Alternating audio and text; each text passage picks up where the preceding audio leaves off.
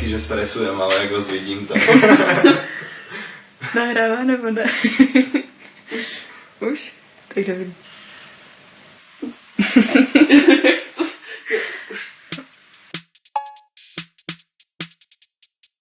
Ahojte, ja som Michal a nerobím moc umenie, ale že vraj hej, takže neviem, občas si pomalujem, vyzerá to zle, ale akože baví ma to a občas si porobím aj nejakú hudbu, hlavne sám pre seba, ale tak ukludňuje ma to a čo ešte také robím, neviem ani. Ako som sa možno dostal do umenia, tak cez hudbu a s tým, že často sme chodili na punkové koncerty a takto a potom sme si jedného dňa povedali v krčme, že spravíme si punkovú kapelu. Samozrejme aj skončila, lebo sme vždycky sa iba rozbili a nič sme nenahrali, ale potom som prešiel z gitaristu na rap ako nejaký samostatný projekt a to tiež tak nejak postupne upadlo, ale rád si zamalujem a všeobecne umenie, akože aj raz za čas zoberám foťák a idem si pofotiť zaujímavé veci, čo ma zaujímajú, momentky z toho, čo sa deje v tejto krajine a tak. Čo rád malujem, tak akože graffiti je jedna taká vec, ale ja celkovo rád malujem aj, že čo ma napadne a nejaké abstraktné blbosti, hej, že si kreslím postavičky a rôzne špirály a nejaké blbosti, čo vidím na tripe, tak akože ja sa snažím nejak nadizajnovať na oblečenie a to väčšinou len si zoberiem fixku a kreslím si po oblečení, takže myslím si, že hej, akože ja som dosť citlivý takto človek, ale to asi aj všetci, lebo tá politika je už tak zlá, že sa to dotýka doslova každého, že nie je to iba nejaké, že sa to dotýka umelcov, lebo oni sú citlivejší, ale už vlastne tým, že je vojna na Ukrajine a tak všetkých to nejak ovplyvňuje, a teda hlavne umelcov. A myslím si, že to umenie sa mení, lebo tak nebudeš kresliť niečo šťastné, keď zaspávaš s tým, že či na teba nebudú padať za pol roka bomby, vieš, alebo či ťa nepošlú na front, no je to také dosť blbé. Takže podľa mňa tam ťa to určite nejak ovplyvní a myslím si, že v tom graffiti ani nie, ale tak hlavne v tom rape a v tom nejakom abstraktnom malovaní už určite, že hrozne mám rád také, že Fico do basy, ale tak to je taká klasika, ale možno, vieš, kedysi to bolo také, že sa riešilo aj v tej hudbe, že niekto, nejaký nácek niekoho zbil za to, že má dlhé vlasy, alebo za to, že bol trans a podobne, ale tak teraz už ľudia na teba zazerajú proste za to, že si trošku iná, akože rovno ťa, že odsúdia, vieš, lebo si ťa spájajú rovno s opozíciou a tak, že teraz sa to už úplne rozdelilo na dve strany. Aj čo som sa bavil s veľa ľuďmi, tak sú takí, že ja nesledujem politiku, lebo mi to robí zle, ale to je podľa mňa tá najhlavnejšia chyba, lebo to, že predtým zavereš oči, chápeš, neznamená, že to zmizne, to len to, že sa vyhýbaš problému a tento stále je. A to podľa mňa veľmi politici zneužívajú, no. Že to si ja tak myslím.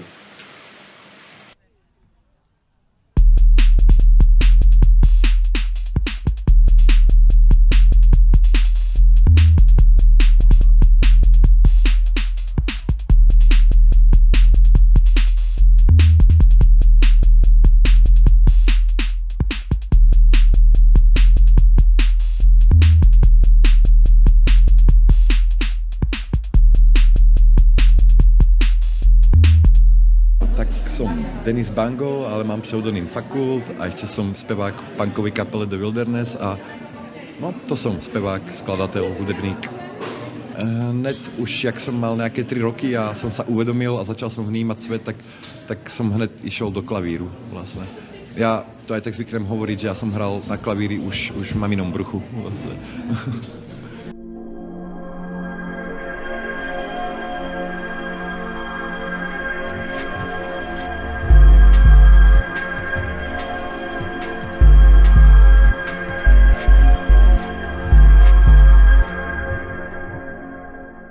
Jo, určite sa nedá tomu vyhnúť, proste nejako sa to tam premieta. Ako niekedy to aplikujem do tej tvorby zámerne a niekedy si až dodatočne uvedomím, že jak sa to tam vlastne samovolne premietlo nejako, lebo nežijeme na opustenom ostrove a tie veci proste majú vplyv, či chceme, či nechceme, aj na takéto veci.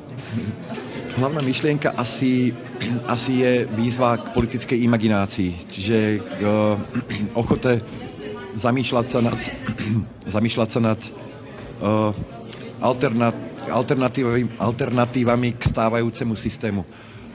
Čiže prestať sa báť politických konceptov, napríklad anarchistických a tak ďalej. A apelujem na to vlastne nie nejako z nudy, alebo proste z nejakého experimentu, ale z nutnosti, lebo si myslím, trúfam si povedať, že sa nielen ako Slovensko a Čechy, ale celosvetovo sa pravdepodobne rútime do niečoho, čo by sa dalo označiť nejakou neofeudálnou technokraciou, čiže v podstate kapitalizmom par excellence, bezbrehým a zíde sa nám a padne nám vhod byť na to nejako mentálne pripravený na takúto akceleráciu tohoto druhu a pripraviť sa byť otvorený myšlienkam, ktoré sú založené nie na súťaži a na hobsovskej vojne všetkých proti všetkým, ale na myšlienkach, ktoré sú postavené na solidarite a rovnosti. Nejedzte cuker. Je to zlé. Keď pomôžeme aj to najmenej, čo môžeme pomôcť, aj to sa ráta. Free Palestine! Posledná pesnička od nás to volá Zle.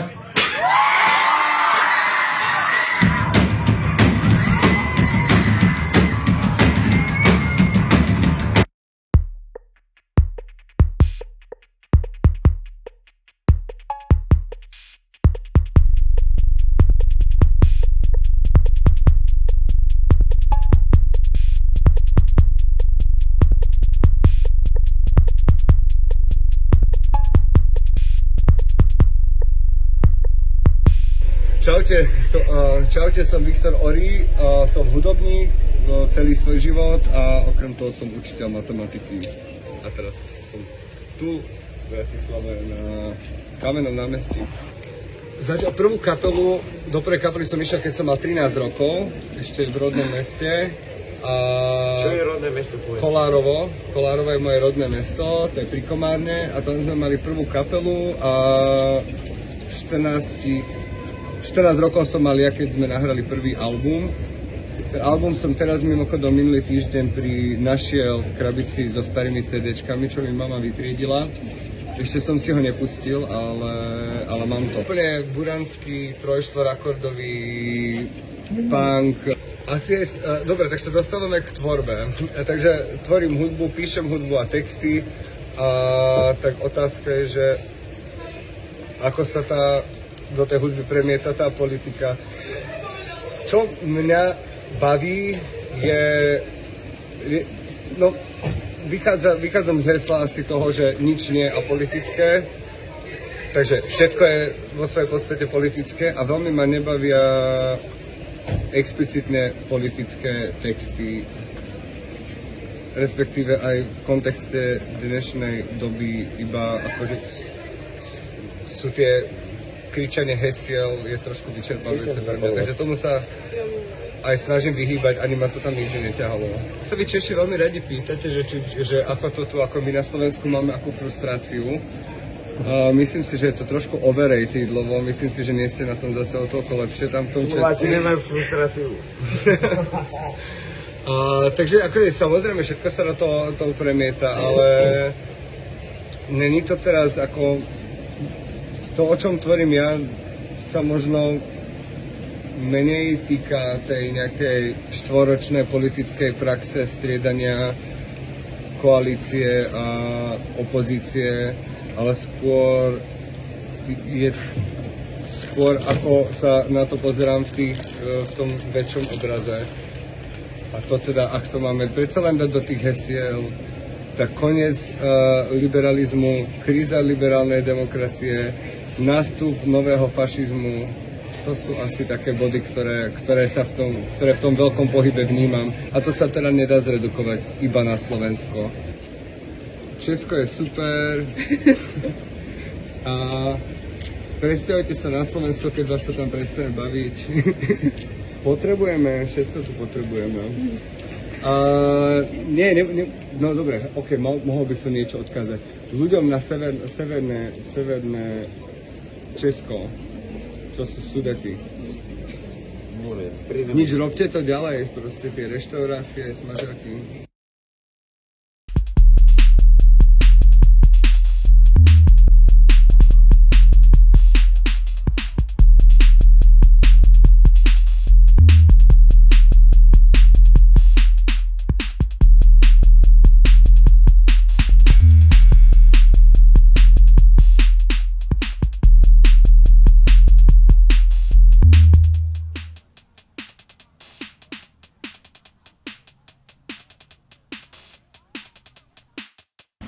Tak, čauko, ja som Boler a teda malujem graffiti už 5 rokov.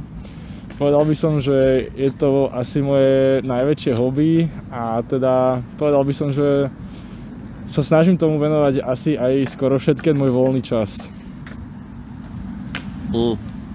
Tak servus, ja som Stehlo.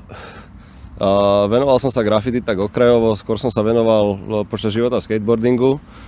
A tomu som venoval najviac času, ale vždy som sa pohyboval tak nejak aj v tých komunitkách, ktoré sa venovali graffiti. A taktiež som si myslím, že niečo aspoň tam odžil a sem tam chodím leštiť na legály a skečujem si doma. A mimo toho sa venujem IT. OK, tak ja som Dody. Hlavne skateujem, ale veľmi rád si občas zamalujem. Venoval som sa chvíľku aj tým graffiti, ale no, viac ma to baví asi, že doma. No ja som teda chodil na umeleckú školu a to bol ten moment, kedy som začal nejako aj viacej vnímať graffiti a uvedomovať si, že je to niečo, čo by som chcel robiť. Ale teda začalo to malovaním obrazov u mňa, ale vlastne stále to ponechám v takej sfére, že sa snažím aj malovať obrazy, aj tvoriť graffiti, stále sa snažím zdokonalovať aj v kresbe a vlastne napredovať v celom tomto umeleckom zmysle a nenechávať to iba v jednom odvetí. Jo, no ja som si čmáral už asi keď som bol malý, všetko možné, ale ku graffiti som sa konkrétne dostal prvýkrát, keď s tým začali spolužiaci ešte na strednej. Som mal 13 rokov a všetci sme mali dočmarané lavice a všetci mali nejaký pseudonym a všetci nejak začali práve tagovať a vymýšľať si mená a takto, tak samozrejme ja som sa pridal ešte. Jo, čo bolo za otázku? Ja, keď som začal, tak akože však kreslíme asi všetci už tak od malička povedzme, ale k tomu graffiti tu na asi cez Stehla som sa takže najviac dostal, keď sme sa spoznali, čo také 2 roky dozadu a hej, hovorím, no moc sa na tomu nevenoval, trošku ma to tak lízlo, ale hlavne ten skateboarding za mňa. Ale baví ma malovať si, hlavne doma, či už na platno, alebo hlavne do sketchbooku. Ja to určite vnímam aj ako umenie, akože je tam aj ten športový aspekt toho, že treba proste sa do toho dať nejakú snahu a určite je tam aj tá kompetitívna strana toho skateboardingu, ale vnímam to asi skôr aj možno jak umenie a tak nejak. Ja by som to povedal tak, že podľa mňa keď človek povie, že robí graffiti alebo skateboarding, tak nedostane sa mu možno takej dobrej reakcie, ako keď povie, že pracuje v banke alebo že sa teda vo voľnom čase venuje investovaniu do kryptomeny alebo podobne, samozrejme. Je to niečo úplne iné, ale možno pochopíte, čo tým chcem povedať. No, akože tak nerobím teda iba svoje meno, samozrejme robím aj crew, to je podľa mňa taká podstata celých tých graffiti, že väčšina writerov má nejakú crew. Ja akože veľmi rád píšem heslo 161, to je Antifa, myslím si, že také základnejšie a veľa ľudí to pozná. Ale napríklad ja som z Nového Mesta, z Bratislavy a teda tam máme také heslo, že N3M a to teda signalizuje, že N je nové, M je mesto a 3 je vlastne Bratislava 3. A ja som sem tam napísal niekde nejaký pekný odkaz, napríklad, že usmej sa, alebo len také niečo, keď som si nebol istý a mal som proste chuť si niečo len tak napísať. Ja teda samozrejme ešte píšem jebať Fica s veľkou radosťou, alebo že smerom do piče. No nedával som nič také, že politické nikdy, ale je to zaujímavé dávať, že jebať Fica. To je múdre. Ja si myslím, že to je také individuálne, alebo možno aj tak nejak, keď sa tak podobne zmýšľajúcich ľudí pár stretne a vytvorí vlastne nejakú graffiti crew a jeden z ich zámerov je presne toto, tak to robia, ale ja osobne napríklad sa politike snažím vyhýbať. Nejak sa jej nevenujem a mám skôr na to taký názor, či už krmiš jednu alebo druhú stranu, tak povedzme napríklad pri vojne, či už krmiš jednu alebo druhú stranu, tak stále podporuješ vojnu, takže nejak sa snažím z týchto kolobehov možno aj nejak vykročiť, takže... No, ja to vnímam u ostatných writerov tým, že akože sledujem celú scénu a tak si dokážem šipnúť vlastne, keď niekto sa vyjadruje ku niečomu aktuálnemu v politickom alebo v svetovom dianí. Ale nie je to podľa mňa až tak časté, že by to ľudia robili. Skôr akože, jak tuto povedal už Stehlo predo mnou, že sa niekedy niekde občas nájdú nejaké nápisy, čo si človek potreboval iba vyliať srdce a niečo, čo možno opisuje tú jeho aktuálnu situáciu alebo aktuálnu situáciu nejakého diania vo svete. Lebo akože tam. No nejaké múdro nakoniec, alebo teda neviem, či je to nakoniec, ale asi by som skázal, že ak chcete začať tvoriť, tak určite treba začať tvoriť a nájdu sa ľudia, ktorí vám budú hovoriť, že čo by ste nemali tvoriť a akým spôsobom by ste mali uberať svoje umenie, ale ja si myslím, že nikto nemá právo na to hovoriť niekomu, akým smerom by sa malo uberať niekoho umenie, pretože tvorenie je iba o tom, že robíte to, čo vás baví a musíte si za tým ísť a vlastne keď budete robiť niečo dostatočne dlho, čo vás baví, tak sa z toho nakoniec stane niečo, čo bude baviť aj ostatných ľudí. To bolo pekné. No to bolo veľmi pekné.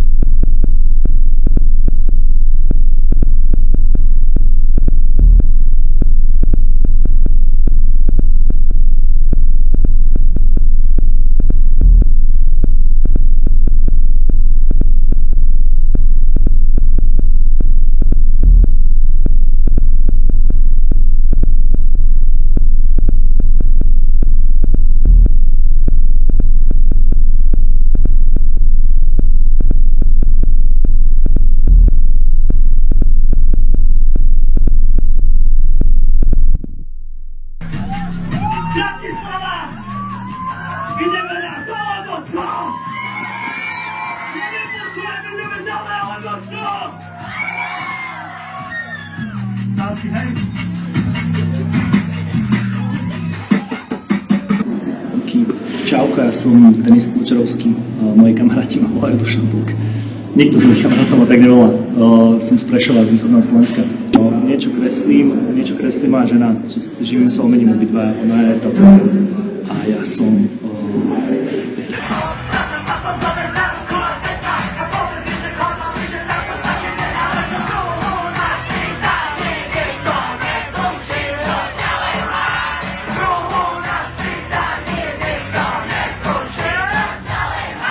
Kreslím pomedzi toho, lebo robím si také vlastné oblečenie, robíme nášivky väčšinou a tak. Kreslím skôr, tak kreslí väčšina detí, aj moje deti. Aj ja som kreslil od malička, určite som kreslil skôr, než som robil hudbu a nejak ruka v ruke to išlo. Kreslil som si, aj keď som si kreslil iba, že chodil som aj na krúžky nejaké, ale aj som chcel ísť na mladšiu školu, čo mi nevyšlo, ale kreslil som si minimálne po lavici a do zošitov z tejto školy a nejak to neodišlo. Odpoviem na otázku, aký vplyv má politika na hudbu, na umení. No má vplyv, teda závisí asi od toho, čo robíš, ale tak na to, čo robím ja a akú hudbu robím ja, tak si myslím, že má veľký vplyv a vo veľkej miere. A si myslím, že hudba, ktorá zastáva nejaké politické postoje, je potrebná a hudba, ktorá šíri nejakú myšlienku dobrú, tak a nielen hudba, ale akékoľvek umenie by existovať malo.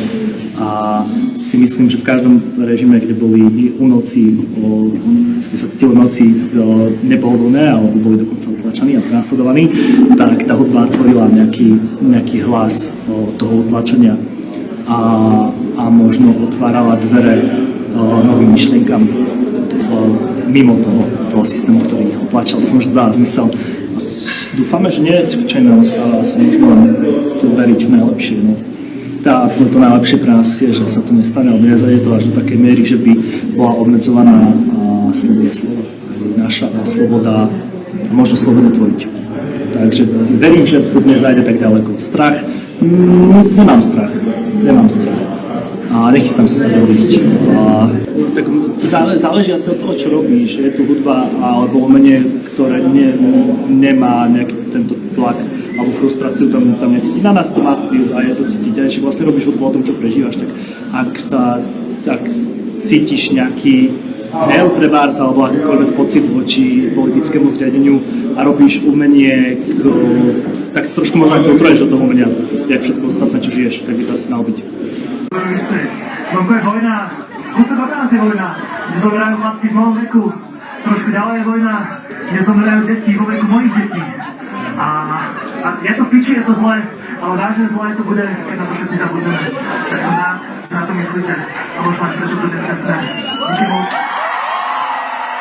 Keď sa to že ma majú, pomedzi mi to nepadlo, tak na to zemský. No tak kde som bola s tým, robil to, čo robím si. No tak kde som bola s tým, robil to, čo robím si.